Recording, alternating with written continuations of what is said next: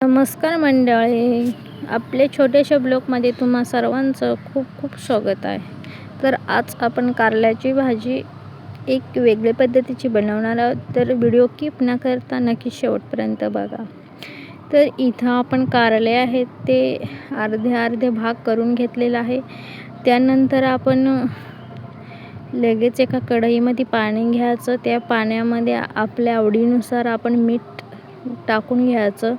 मीठ टाकून झाल्याच्या नंतर जे आपण कारले आहेत, 2 भाग केलेले जे कारले आहेत ते कारले त्या पाण्यात टाकून द्यायचं आणि 2 ते 3 मिनटं फक्त आपल्याला अर्धे कच्चे असे शिजवून घ्यायचे. पक्के गाळ होईपर्यंत आपण शिजवायचे नाही.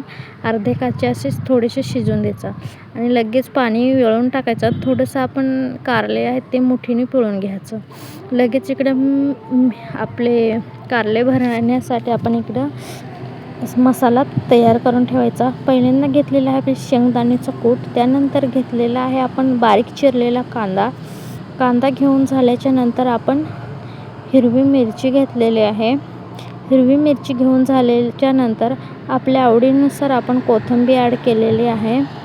कोथिंबीर ॲड करून झाल्याच्या नंतर लगेच हळद पावडर घेतलेली आहे. हळद पावडर घेऊन झाल्याच्या नंतर लगेच आपण इकडे धनापूड घेतलेले आहे. धनापूड घेऊन झाल्याच्या नंतर इथं आपले कांदा लसूण तिखट घेतलेला आहे. कांदा लसूण तिखट घालून झाल्याच्या नंतर आपला काळा मसाला पण ॲड केलेला आहे. काळा मसाला ॲड करून झाल्याच्या नंतर आपल्या आवडीनुसार आपण त्याच्यामध्ये मीठ टाकून घ्यायचं. मीठ टाकून झाल्याच्या नंतर 2-3 मिनटं आपण लगेच त्याच्यात तेल टाकायचं. जितकं आपल्याला हवं तितकं तेल घ्यायचं. आपले मीडियम साईजचं आपण सारण आपण मिक्स करून घ्यायचं. तर आपल्याला जितकं पाहिजे तेल तितकं आपण तेल घ्यायचं आणि मिश्रण आहे ते एकजीव करून घ्यायचं. मिश्रण आपण इथं एकजीव करून घेतलेलं आहे. तुम्ही बघू शकता आपलं मिश्रण एकजीव झालेलं आहे आणि एकदम छानपैकी झालेलं आहे. आता मग जे मिश्रण आहे ते आपण जे कारल्याचे 2 भाग केलेले आहे ते कारल्यामध्ये आपण मिश्रण भरून घ्यायचं. छानपैकी मिश्रण भरून घ्यायचं. इकडे तुम्ही बघू शकता आपण मिश्रण भरायला सुरुवात केलेली आहे. इथं आपले कारले मिश्रण भरून झालेले आहेत.